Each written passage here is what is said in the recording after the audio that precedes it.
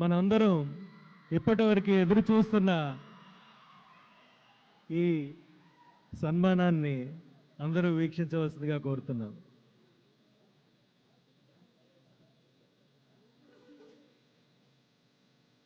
ముందుగా క్షత్రియ సేవా సమితి నుంచి మన ప్రియతమ ముఖ్యమంత్రి గారికి మన పగడి, షాల్,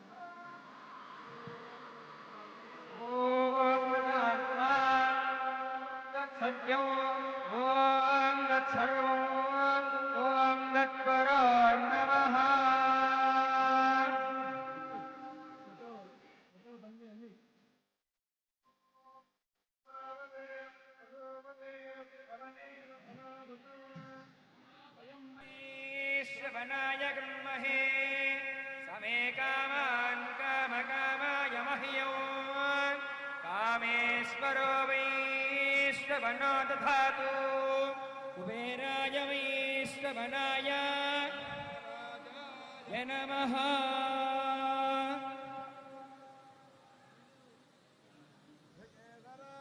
शोभयन्ते मुखं मम मुखगं हि मम शोभयभूयागो सञ्च भगं गुरु यामाहरज्जमदग्निष्टद्धायै कामायाम्यै इमां दाविनह्येऽहं भगेन सावर्चसा।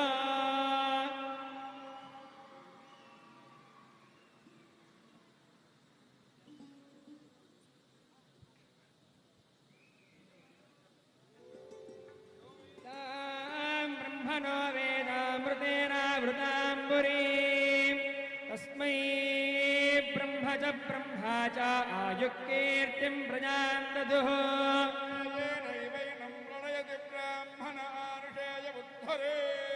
ब्राह्मणो वै सर्वा देवताः यावतीर्वै देवतास्ताः सर्वा वेदविधिब्राह्मणे वसन्ति। ब्राह्मणेभ्यो वेदविद्भ्यो दिवे दिवे नमस्कुर्य नास्ति लङ्कीर्तये देता एव देवताः प्रीणात्। पर्याप्या अनन्तरायाय सर्वस्तोमातिरार्त्रवुत्तममहद्भवति सर्वस्याप्यै सर्वस्यादित्यै सर्वमेव तेनाप्नोति सर्वो जयति। वर्धमानयत्यनिगमो भवति शतमिति शतं दीर्घमायुः शतमेनमेव शतात्मानं भवति शतमनन्तं भवति शतमैश्वर्यं भवति शतमिति शतं दीर्घमायुः। आयुक्ताग्ने हविषादिशाना घृतप्रतीका घृतया निरेधि घृतं वीत्मामधचारुगौर्यौ पितेव पुत्रभिरक्षता दिवो शतमानं भवति शताय पुरुषः शतेन्द्रिय आयुष्येवेन्द्रिये प्रतिष्ठति।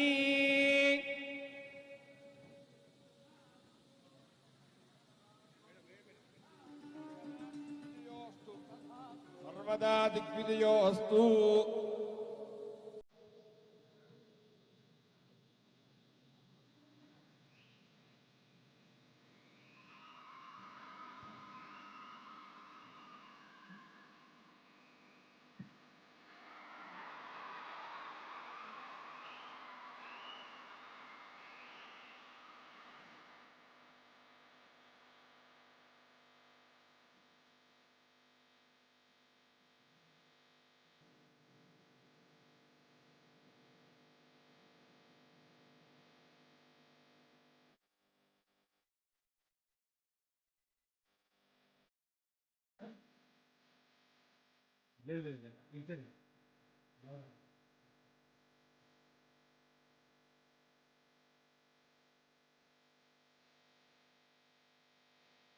ప్రశ్నించే గొంతు నుండి శాసించే గొంతుగా ఎదిగిన మన రేవంత్ అన్న ఎల్లప్పుడూ రాష్ట్ర ప్రగతి వైపు ఆయన ఆలోచన, ప్రజాపక్షమే ఆయన ప్రేరణ, సామాజిక న్యాయానికి సదా సిద్ధం ఆయన చింతన, అట్టడుగున బడుగుల అభివృద్ధికై నిరంతర ఆలోచన వెరసి ముఖ్యమంత్రి పదవికి పరమార్థం మన రేవంత్ అన్న. గౌరవ ముఖ్యమంత్రి శ్రీ రేవంత్ రెడ్డి గారిని సభను ఉద్దేశించి మాట్లాడవలసిందిగా మీ అందరి హర్షాల ధ్వనుల మధ్య ఆహ్వానిస్తున్నాం.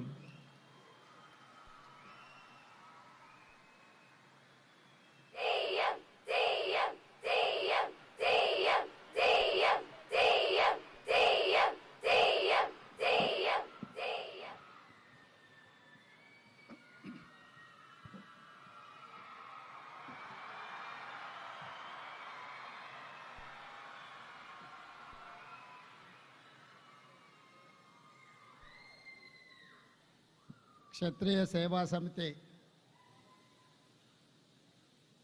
తెలంగాణ, ఆంధ్రప్రదేశ్ నుంచి ప్రాతినిధ్యం వహిస్తున్న అధ్యక్షులు నాగరాజు గారు, నాని గారు, అల్లూరి సీతారామరాజు గారు, వారి మిత్రులందరూ కలిసి రాజుల యొక్క ఆత్మీయ సమ్మేళనం ఏర్పాటు చేసి ఈ ఆత్మీయ సమ్మేళనానికి నాతో పాటు ముఖ్య అతిథులుగా కేంద్ర సహాయ మంత్రివర్యులు భూపతిరాజు శ్రీనివాస్ వర్మ గారిని, అదేవిధంగా కర్ణాటక రాష్ట్ర మంత్రివర్యులు, నాకు మా కుటుంబానికి అత్యంత సన్నిహితులు, కాంగ్రెస్ పార్టీతో 5 దశాబ్దాలు పైగా క్రమశిక్షణ కలిగిన కార్యకర్తగా, నాయకుడిగా రాణించి సమాజానికి ఆదర్శంగా నిలబడ్డ పెద్దలు బోస్ రాజు గారిని, రామగుండం శాసనసభ్యులు రాజ్ ఠాకూర్ గారిని, తెలంగాణ స్పోర్ట్స్ చైర్మన్ మిత్రుడు శివసేన రెడ్డి గారిని ఈ కార్యక్రమానికి ఆహ్వానించి వేలాది మంది రాజులు ఇక్కడికి వచ్చి ఆత్మీయ సమ్మేళనం ఏర్పాటు చేసి తెలంగాణ రాష్ట్ర అభివృద్ధిలో, హైదరాబాద్ పునర్నిర్మాణంలో తమ భాగస్వామ్యం ఉంటుంది, మీకు అండగా నిలబడతామని చెప్పి ఇంత మంచి కార్యక్రమాన్ని ఏర్పాటు చేసినందుకు మనస్ఫూర్తిగా మీకు అందరికీ అభినందనలు తెలియజేస్తున్న మిత్రులారా.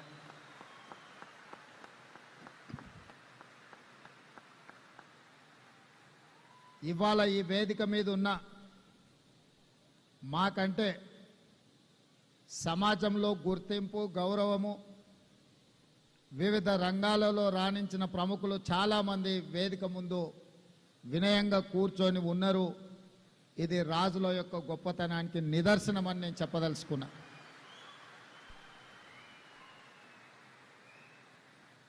పంతొమ్మిది 1960 దశకంలో ఈ ప్రాంతానికి ప్రధానంగా వ్యవసాయంలో ద్రాక్ష తోటల్ని ఈ ప్రాంత రైతులకు ఒక కొత్త వంగడాలను పరిచయం చేస్తూ ఆనాడు కొంచెం ఊరికి ఎడంగా ఉన్న కొంపెల్లి ప్రాంతం ఒక గ్రామంగా ఉండేది. కానీ వందలాది మంది రాజులు వచ్చి ఆ ప్రాంతంలో వ్యవసాయ రంగంలోనే కాదు వివిధ రంగాలలో పెట్టుబడులు పెట్టి రాణించడం వల్ల ఇవాళ కొంపల్లి గ్రామం నుంచి ఒక పెద్ద నగరంగా విస్తరించి హైదరాబాదు నిర్మాణంలో, హైదరాబాద్ అభివృద్ధిలో పెద్ద ఎత్తున దేశానికే ఆదర్శంగా నిలబడ్డ సత్యం రామలింగరాజు కుటుంబం నుంచి మొదలు పెడితే చాలామంది సిరీస్ కావచ్చు, ఎన్సిసి కావచ్చు, ఫార్మా రంగంలో కానీ, వైద్య రంగంలో కానీ, విద్యా రంగంలో కానీ, మీడియాలో కూడా మొదట మాటివి మొదలుపెట్టింది రాజులే అన్న సంగతి ఈ సందర్భంగా మనం గుర్తు చేసుకోవాలి. టీవీ9కి అలా ఇంత ప్రాచుర్యం ఉంది అని అంటే టీవీ9ను ప్రారంభించింది కూడా రాజులే అన్న సంగతి ఈ సందర్భంగా మనం గుర్తు చేసుకోవాల్సిన అవసరం ఉంది. ఏ రంగంలో అయినా రాజులు ప్రవేశిస్తే తప్పకుండా రాణిస్తారు. రాణించడానికి పెట్టుబడి అని ఎవరైనా అనుకుంటే అది పొరపాటు. రాణించడానికి వాళ్ళ శ్రమ, వాళ్ళ కమిట్మెంట్, వాళ్ళ ట్రస్ట్, వాళ్ళ శ్రమ వల్ల, నిరంతరం కష్టపడే తత్వం వల్ల ఏదైనా రంగంలో, వృత్తిలో వాళ్ళు ప్రవేశిస్తే వాళ్ళని నమ్మవచ్చు అని సమాజానికి ఉన్న ఒక నమ్మకమే వాళ్ళ రాణింపుకు, వాళ్ళ ఎదుగుదలకు కారణం అని చెప్పి నేను ఖచ్చితంగా చెప్పగలను. సినీ రంగం గురించి చెప్పాలి అంటే కృష్ణంరాజు గారి పేరు ప్రస్తావించకుండా సినిమా రంగంని మనం ప్రస్తావించలేం. తర్వాతి తరంలో టాలీవుడ్ నుంచి బాలీవుడ్ వరకు రాణించింది రామ్ గోపాల్ వర్మ గారు. నాకు అత్యంత మంచి మిత్రుడు.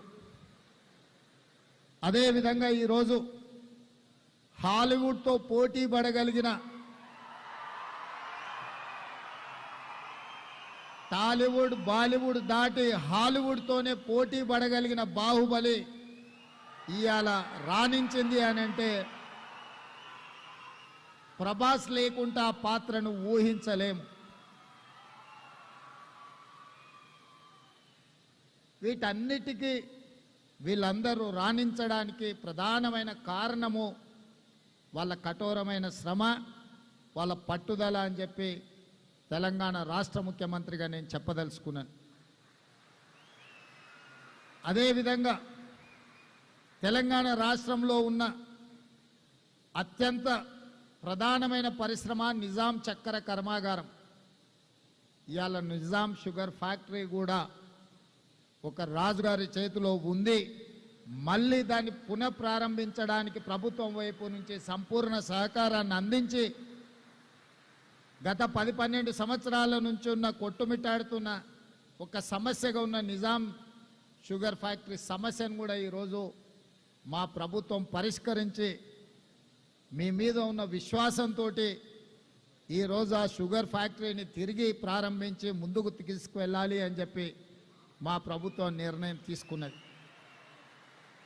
అదేవిధంగా కాంగ్రెస్ రాజకీయాలలో, ప్రధానంగా తెలంగాణ రాష్ట్ర రాజకీయాలలో ఒడిదొడుకులు ఎదుర్కొన్నప్పుడు, కార్యకర్తలు కష్టాలలో ఉన్నప్పుడు, నాయకత్వం ఆత్మవిశ్వాసం లోపించినప్పుడు తెలంగాణ రాష్ట్రానికి ఇన్ఛార్జిగా ఏఐసిసి కార్యదర్శిగా శ్రీ రాహుల్ గాంధీ గారు బొత్సరాజు గారిని ఈ ప్రాంతానికి పంపించి మాకు అందరికి అండగా నిలబడి వారి 50 సంవత్సరాల అనుభవాన్ని ఉపయోగించి నాయకులను సమన్వయం చేస్తూ పార్టీని ముందుకు నడిపించి ఇవాళ కాంగ్రెస్ పార్టీ అధికారంలోకి రావడానికి అత్యంత క్రియాశీలక పాత్ర పోషించింది మా పెద్దలు బోస్రాజు గారు అని నేను ఈ సందర్భంగా చెప్పదలుచుకున్నా. మీకు తెలియని ఒక విషయాన్ని కూడా నేను ఇక్కడ ప్రస్తావించదలుచుకున్నా. కర్ణాటక రాష్ట్రంలో ఎన్నికల సందర్భంగా టికెట్ల పంపిణీ విషయంలో అక్కడ ఉండే పరిస్థితులు, సామాజిక వర్గాల యొక్క ప్రాతినిధ్యంలో 100% బోస్రాజు గారు గెలవగలిగిన సీటు వారికి ఇవ్వలేకపోయినారు. రాహుల్ గాంధీ గారు అనుకున్నా కూడా అక్కడ ఉన్న పరిస్థితుల వల్ల, స్థానిక పరిస్థితుల వల్ల వారికి టికెట్ కేటాయించలేకపోయినారు. ఇతరులకు కేటాయించిన ఆ అభ్యర్థికి అవసరమైన అన్ని మంచి చెడ్డలు, నా ఉద్దేశంలో మంచి చెడ్డలు అంటే మీకు అర్థం అయి ఉంటుంది, అన్ని వారే చూసుకొని నిబద్ధతతోని పార్టీ గెలుపు కోసం వారు పనిచేసింది. 135 సీట్లతోని అత్యధిక మెజారిటీతోని కర్ణాటక రాష్ట్రంలో ప్రభుత్వం ఏర్పడ్డది. ప్రభుత్వం ఏర్పడ్డ తర్వాత ఢిల్లీలో పెద్దల దగ్గర మంత్రివర్గ కూర్పు విషయంలో పెద్దలు సిద్ధరామయ్య గారు ఆయన లిస్ట్ ఇచ్చిండ్రు. పిసిసి అధ్యక్షుడు మా సోదరుడు డికే శివకుమార్ గారు వారి లిస్ట్ ఇచ్చిండ్రు. ఇది నా గ్రూపు, ఇది నా గ్రూపు అని 2 గ్రూపుల మొత్తం లిస్టు పార్టీ ముందర పెట్టిండ్రు. వాటిని చూసి రాహుల్ గాంధీ గారు నా గ్రూపు కూడా మంత్రి కావాలి కదా అని బోస్రాజ్ గారి పేరు రాహుల్ గాంధీ గారు రాసింది.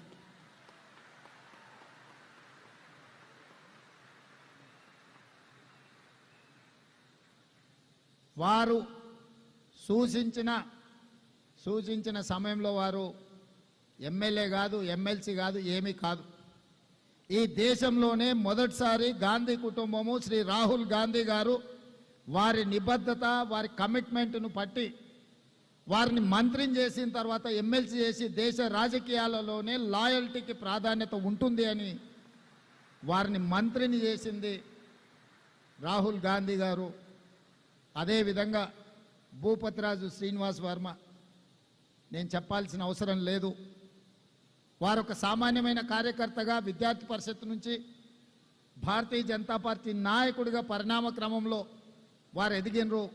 వారికి చాలా సన్నిహితుడు, నాకు చాలా మంచి మిత్రుడు కృష్ణంరాజు గారు. వీరు ఎప్పుడైనా ఎమ్మెల్యే టికెట్ అడిగితే కృష్ణంరాజు గారు వారిని ఎంపీకి నిలబడమని చెప్పేటోడు. ఈరోజు మన మధ్యలో కృష్ణంరాజు గారు లేకపోవడం బాధాకరం, విషాదకరం. నాకు చాలా సన్నిహితుడు. నాకున్న బిగ్గెస్ట్ కనెక్షన్ రాజులతోటి కృష్ణంరాజు గారు. వారు మన మధ్యలో లేరు అనుకోకుండా చిన్న వయసులోనే వారు మరణించడం జరిగింది క్యాన్సర్ తోటి. శ్రీనివాస్ వర్మ గారి గురించి అప్పుడప్పుడు కృష్ణంరాజు గారు నాతో ప్రస్తావించేవాడు. వారికి టికెట్ విషయంలో మీ దగ్గర ముఖ్యంగా గోదావరి జిల్లాలలో టికెట్ అంటే కోడి పందాల కంటే పెద్ద పోటీ ఉంటుంది, పెట్టుబడి ఉంటుంది. కానీ శ్రీనివాస్ వర్మ గారి దగ్గర లాయల్టీ ఉంది, శ్రమ ఉంది, నిబద్ధత ఉంది, డబ్బులు మాత్రం లేవు. పార్టీ వేరైనా వాళ్ళ పార్టీ ఇంత పోటీలో కూడా వారికి టికెట్ ఇచ్చినా గెలవడం కష్టం. ప్రజలు కూడా గుర్తించి ఒక కమిట్మెంట్ ఉన్న కార్యకర్తను గెలిపించాలని వారిని పార్లమెంట్ సభ్యుడిగా గెలిపించారు. నరేంద్ర మోడీ గారు వారిని మంత్రిని చేసిండ్రు. ఈ వేదిక మీద ఉన్న ఇద్దరు శ్రమకి, లాయల్టీకి వాళ్ళ పార్టీలు, వారు ఇంకొక పార్టీ సిద్ధాంతపరంగా వైరుధ్యాలు ఉన్న వాళ్ళ నిబద్ధతలో మాత్రం సారూప్యత ఉంది. వీరి పార్టీకి 50 సంవత్సరాలుగా సేవలు అందించారు. వారి పార్టీకి దాదాపుగా 34-35 సంవత్సరాల నుంచి సేవలు అందించారు.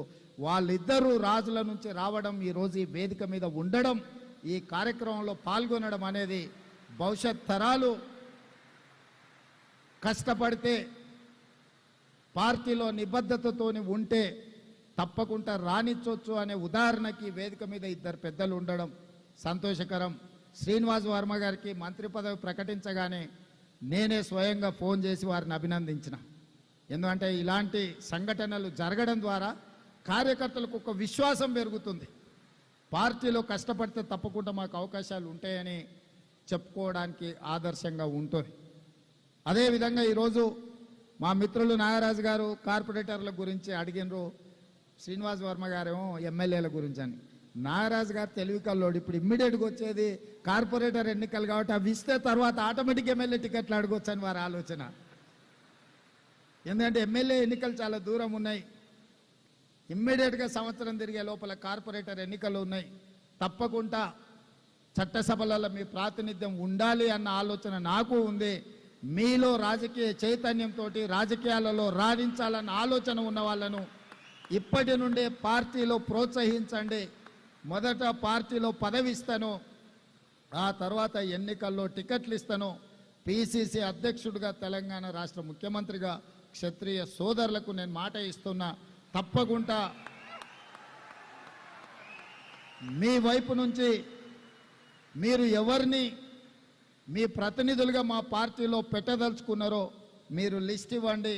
తప్పకుండా ఈ 1.5 year రాబోయే 4 సంవత్సరాలకు వాళ్ళని లీడర్స్గా గ్రూమ్ చేసి ఎన్నికల్లో తప్పకుండా అవకాశాన్ని కల్పిస్తా అని చెప్పి నేను మీకు మాట ఇస్తున్నా. అదేవిధంగా ఇంతకుముందే అల్లూరి సీతారామరాజు గారు చెప్పారు, రాజుల ప్రాతినిధ్యం ఎన్నికల్లో లేకపోయినా ప్రభుత్వంలో ఉన్నారు అని. శ్రీనివాసరాజు గారు టీటీడీ ఈవోగా అత్యంత సుదీర్ఘకాలం 8.5 సంవత్సరాలు మచ్చ లేకుండా అక్కడ పనిచేసి వారి పనితనానికి మీ సామాజిక వర్గానికి ఒక మంచి పేరు తీసుకొచ్చిండు. వారు ఐఏఎస్ ఆంధ్రప్రదేశ్ అయినా అక్కడ ఐఏఎస్ ఆఫీసర్గా అక్కడ పదవీ విరమణ వాలంటీర్ రిటైర్మెంట్ తీసుకొచ్చే తెలంగాణ రాష్ట్ర ప్రభుత్వంలో వారిని సలహాదారుడిగా నియమించడం. మీ తరఫున తెలంగాణ ప్రభుత్వంలో శ్రీనివాసరాజు గారు ప్రతినిధిగా ఉంటారు. మీకేమైనా అంశాలు ఉంటే నన్ను చేరాలి అని అంటే ప్రభుత్వం తరఫున అధికారిగా సలహాదారుడుగా శ్రీనివాసరాజు గారు ఉంటారు. ప్రజాప్రతినిధిగా మాకు పెద్దగా బోసరాజు గారు ఉంటారు. బోసరాజు గారి అబ్బాయి రవిరాజ్ తెలిసి ఉండొచ్చు. ఒకవేళ వారు మంత్రిగా అక్కడ బిజీగా ఉన్న రవి ఉంటాడు. రవి నాకు మంచి మిత్రుడు. వారి ద్వారా అయినా నా దగ్గరికి చేరవచ్చు. అదేవిధంగా ఈరోజు యంగ్ ఇండియా స్కిల్ యూనివర్సిటీ ఒక నూతన విధానాన్ని ఈరోజు తెలంగాణ రాష్ట్ర ప్రభుత్వం ప్రవేశపెట్టింది. మధ్యకాలంలో ప్రపంచంలో తిరిగిన ప్రతి దేశంలో కూడా యంగ్ ఇండియా స్కిల్ యూనివర్సిటీని మేము చెప్పడం జరిగింది. లక్షలాది మంది తెలంగాణ నిరుద్యోగ యువకులకు నైపుణ్యాన్ని నేర్పించి ఉద్యోగ ఉపాధి అవకాశాలు కల్పించాలన్న ఆలోచనతోని యంగ్ ఇండియా స్కిల్ యూనివర్సిటీని తెలంగాణ రాష్ట్ర ప్రభుత్వం ప్రారంభించింది. దానికి చైర్పర్సన్గా మహీంద్రా గ్రూప్ చైర్పర్సన్ ఆనంద్ మహీంద్రాని నియమిస్తే కో చైర్పర్సన్గా శ్రీనిరాజుని శ్రీ సిటీ నిర్మాతను ఈరోజు ఒక రాజును అక్కడ కో చైర్మన్గా పెట్టడము మీ పట్ల మా ప్రభుత్వానికి ఉన్న నమ్మకం అనే దానికి ఇది ఒక ప్రతీక మాత్రమే. అదేవిధంగా చివరిగా ఒక మాట చెప్పదలుచుకున్నా.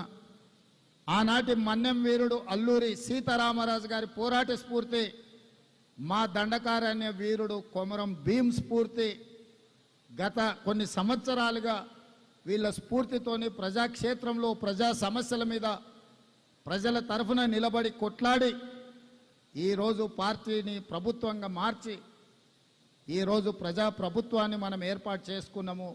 ఈ ప్రజా ప్రభుత్వంలో రాజులు కూడా భాగస్వాములే. ఈ హైదరాబాదు నిర్మాణంలో ఈ హైదరాబాద్ అభివృద్ధిలో మీరు భాగస్వాములు. తప్పకుండా మీకు గుర్తింపు ఉంటుంది. హైదరాబాద్ సికింద్రాబాద్ మూడవ నగరంగా సైబరాబాద్ ఈరోజు ప్రపంచంలోనే గుర్తింపు వచ్చిందంటే రాజుల యొక్క శ్రమ అందులో ఉంది. ఇప్పుడు 4th సిటీ ఫ్యూచర్ సిటీ ఎయిర్పోర్ట్కు కూతవేటు దూరంలో నిర్మించాలనుకుంటున్నాం. రాజులందరికీ నేను స్వాగతం పలుకుతున్నా. ఈ రాష్ట్ర ప్రభుత్వం నిర్మించబోయే ఫ్యూచర్ సిటీ భవిష్యత్ తరాల కోసం నిర్మించే ఫ్యూచర్ సిటీలో రండి, పెట్టుబడులు పెట్టండి, పరిశ్రమలు నెలకొల్పండి. అన్ని రకాలుగా మా ప్రభుత్వం ప్రోత్సహిస్తుంది. ఈ నగర నిర్మాణంలో ఈ రాష్ట్ర అభివృద్ధిలో భాగస్వాములు కండి. తప్పకుండా అన్ని రకాల అవకాశాలని మా ప్రభుత్వం కల్పిస్తుంది. మాతో పాటు మీకు సమానమైన అవకాశాలు ఇచ్చే బాధ్యత మా ప్రభుత్వం తీసుకుంటుంది అని చెప్పి ఈ వేదిక మీద నుంచి పెద్దలందరికీ నేను విజ్ఞప్తి చేస్తున్నా. అదేవిధంగా చివరగా క్షత్రియ భవన్ గురించి మాట్లాడినరు. తప్పకుండా క్షత్రియ భవన్కు కావలసిన భూమిని, అవసరమైన అనుమతులను కావలసిన విధంగా అన్ని రకాలుగా తెలంగాణ రాష్ట్ర ప్రభుత్వం సహకరిస్తుంది. ఒక అద్భుతమైన నిర్మాణాన్ని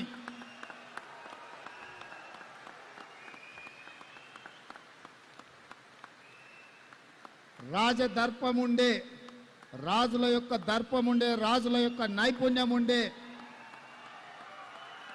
క్షత్రియ భవన్ని అద్భుతంగా మీరు నిర్మించండి. నిర్మాణానికి అవసరమైన స్థలాన్ని ప్రభుత్వం వైపు నుంచి ఇచ్చే బాధ్యత నాది. దాన్ని అద్భుతంగా నిర్మించే బాధ్యత మీది. మళ్ళీ ఆ రోజు భవనం నిర్మించినాక మళ్ళీ మీతో ఆత్మీయ సమ్మేళనం ఏర్పాటు చేసి మళ్ళీ మీతో నా ఆలోచనలను పంచుకొని ఏమి కావాలన్నా మీకు ఈ రాష్ట్ర ప్రభుత్వం అండగా ఉంటుంది అని మళ్ళీ ఆ రోజు మనం కలుసుకుందాం. ఈరోజు గచ్చిబౌలి స్టేడియంలో కలుసుకుందాం. మళ్ళీ ఆత్మీయ సమ్మేళనం క్షత్రియ భవన్లో ఏర్పాటు చేసుకొని అందులో కలుసుకుందామని మీకు అందరికీ తెలియజేస్తూ ఈ కార్యక్రమాన్ని ఇంత అద్భుతంగా విజయవంతం చేసిన నిర్వాహకులకు, ఎందుకంటే చాలామంది కష్టపడితే తప్ప ఈ కార్యక్రమం విజయవంతం కాదు. అందులో చాలా వైబ్రెంట్గా ఉన్నది. చాలా అంటే చాలా అద్భుతంగా మీరందరూ ఈ కార్యక్రమాన్ని నిర్వహించారు. మనస్ఫూర్తిగా మీకు అభినందనలు తెలియజేస్తూ మీ అందరి దగ్గర సెలవు తీసుకుంటున్న మిత్రులారా.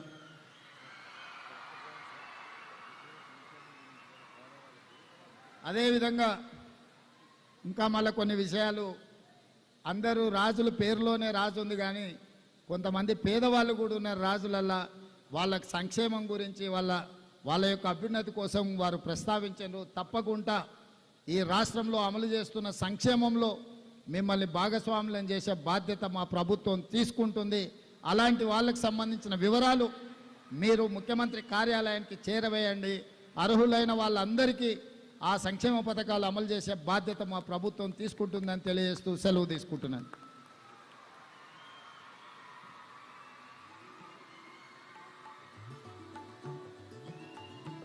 మనందరికీ వరాల జల్లు కురిపించిన మన రేవంత్ రెడ్డి గారికి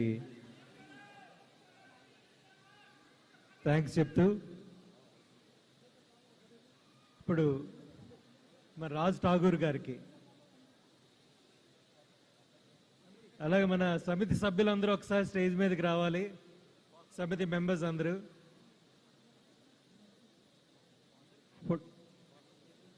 ఫోటో గురించి రావాలి. సమితి సభ్యులందరూ